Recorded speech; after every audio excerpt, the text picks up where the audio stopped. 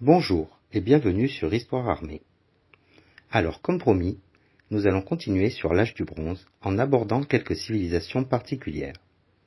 On va commencer avec du classique, voire même du très classique, avec l'Égypte, ce qui nous permettra de voir aussi ses proches voisins, les Hyksos et les Hittites, qui sont sensiblement moins connus que les constructeurs de pyramides. L'histoire de l'Égypte antique se décompose en périodes, toujours découpée à la pelle de l'archéologue et toujours par facilité. Conventionnellement, on la découpe comme suit: l'ère prédynastique, le Haut Empire, le Moyen Empire et le Bas Empire. Pour rester dans notre période et ne pas déborder sur l'âge du fer, nous n'aborderons que les 3 premiers dans cette vidéo. Comme d'habitude, je vais balayer des périodes de temps assez larges, que les puristes ne me tiennent pas rigueur si je fais quelques raccourcis ou utilise quelques généralités. Alors commençons par le commencement, avec l'ère prédynastique. Nous sommes dans une situation transitoire entre le chalcolithique et l'âge du bronze. Les pans de civilisation se mettent en place, ici ou là. Le pays n'est pas unifié du tout. Une flopée de petits États se partagent le territoire. L'armement semble encore assez libre. On a pu retrouver toutes sortes de matos dans les sépultures et les zones de peuplement de cette époque. Au niveau climatique, l'Égypte était encore pleinement africaine, c'est-à-dire qu'on y croisait aussi bien des lions que des girafes ou des éléphants. Le désert n'a pas encore envahi la vallée du Nil, et une bonne lance, bien longue, avec une pointe en cuivre, était ce qui se faisait de mieux pour se défendre. Imaginez des Maasai allant chasser le lion, et vous n'êtes pas loin de la réalité des Égyptiens de l'époque. Pour les pécores, l'arme la plus courante était le bâton d'armes, qui ne coûtait rien et servait aussi bien au lancer qu'au corps à corps. Pour les classes plus moyennes, un bouclier et un couteau long, et éventuellement un arc simple de type paléolithique. Pour les plus aisés, la lance de jet, doublée d'une lance longue et un bouclier lourd. Nous sommes encore proches des temps naturels.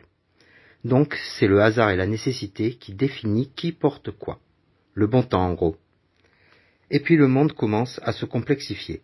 Les États grandissent et la défense collective devient nécessaire. Vient alors une phase d'armée de conscrits ou de soldats citoyens. Chacun vient avec les armes qu'il peut pour défendre la cité en cas d'attaque. Cette période, avec ses modalités de port d'armes et de défense personnelle ou collective, dura assez longtemps, avec une alternance de petites guerres offensives ou défensives, jusqu'à l'unification totale du pays et les premières dynasties. Donc, cette période prédynastique est très longue. Elle débute réellement au néolithique, s'étire durant tout le chalcolithique et déborde sur l'âge du bronze. Elle suit sensiblement les évolutions dont j'ai parlé dans les autres vidéos de la chaîne. On y a vu la même évolution qu'en Europe, à savoir d'abord l'utilisation de la pierre, puis de l'os, associé plus tard à l'or, puis au cuivre, et enfin le bronze, avec une évolution technologique allant des épieux et massues, puis aux haches et aux lances, et enfin aux épées. Avec une particularité, le bâton, l'arme idéale, encore utilisée aujourd'hui et classée en tant que telle. Pensez aux nombreux gilets jaunes inculpés pour détention et port d'armes de catégorie D, parce qu'ils avaient un bâton sur eux, quel qu'en soit l'usage d'ailleurs. Alors ce bâton, qu'avait-il de si particulier? Eh bien en fait, rien. C'était juste la seule arme qui était encore libre, malgré les restrictions successives sur les armes à l'époque. Car comme je le disais plus tôt, au début du début, on s'équipait avec ce qu'on voulait, ou plutôt ce qu'on pouvait, en fonction de ses moyens et des ressources naturelles disponibles. Avec l'arrivée de la technologie et la montée en puissance de l'organisation des sociétés, le commun s'est vu spolié de ses droits à la défense. Et quoi de mieux qu'un peuple désarmé quand on veut diriger son partage? On ne sait pas si, comme aujourd'hui avec M. Darmanin, on a essayé de faire croire au peuple qu'on le désarmait pour son bien, pour le protéger des méchantes violences. Enfin, pas de celle de l'État centralisateur en tout cas. Le camp du bien avait-il déjà été inventé? Mystère. Toujours est-il que, après que le processus de désarmement ait été achevé, c'est-à-dire dans la période dynastique, nous avons considéré, avec nos yeux modernes, que les Égyptiens étaient un peuple d'esclaves, enfin selon les critères du XXe siècle. Car il me semble que selon les critères du troisième millénaire, l'Égypte pharaonique ait été une parfaite démocratie qui protégeait ses citoyens. Je ne sais pas si le port du col, le maquillage du contour des yeux pour les hommes comme pour les femmes était imposé au peuple comme une norme sanitaire par Pharaon. Mystère.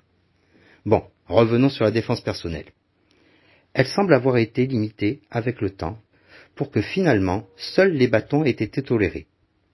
Heureusement pour le random égyptien, il était assez efficace et pouvait servir aussi bien pour la chasse du petit gibier d'eau, le plus courant en Égypte après la désertification, que pour le combat. Utilisé comme brise-crâne, comme on a pu le voir sur tous les continents et à toutes les époques. Son utilisation est d'ailleurs restée en Afrique comme un art martial historique, et elle est encore utilisée dans des combats ritualisés lors de fêtes.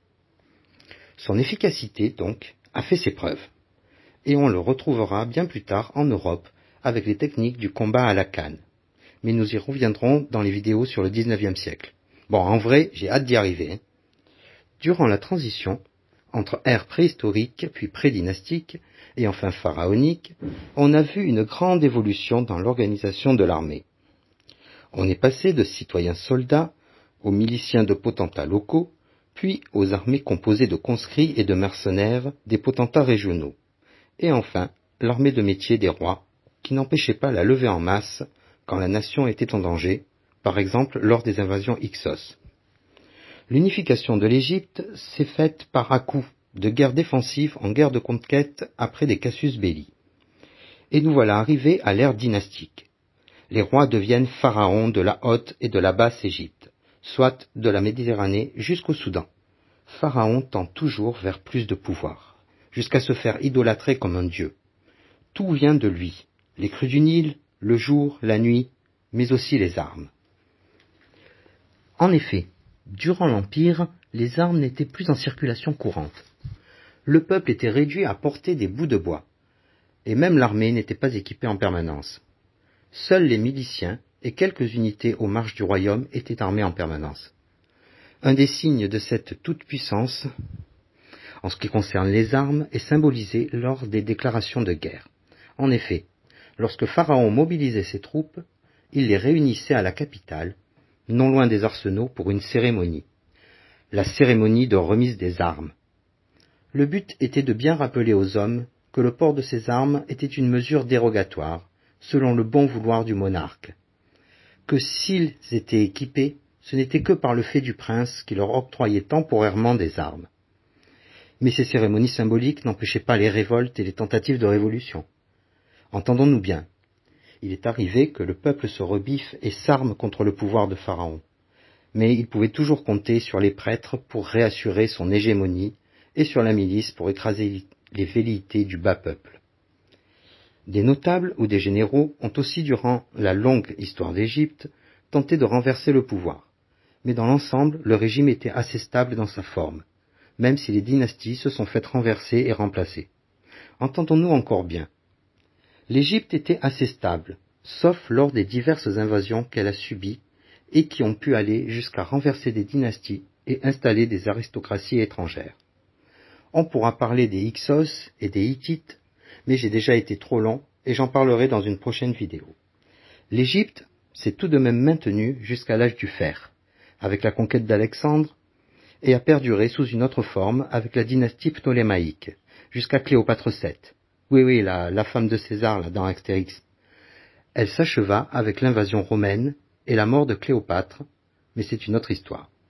Voilà, c'était Histoire armée sur l'Égypte.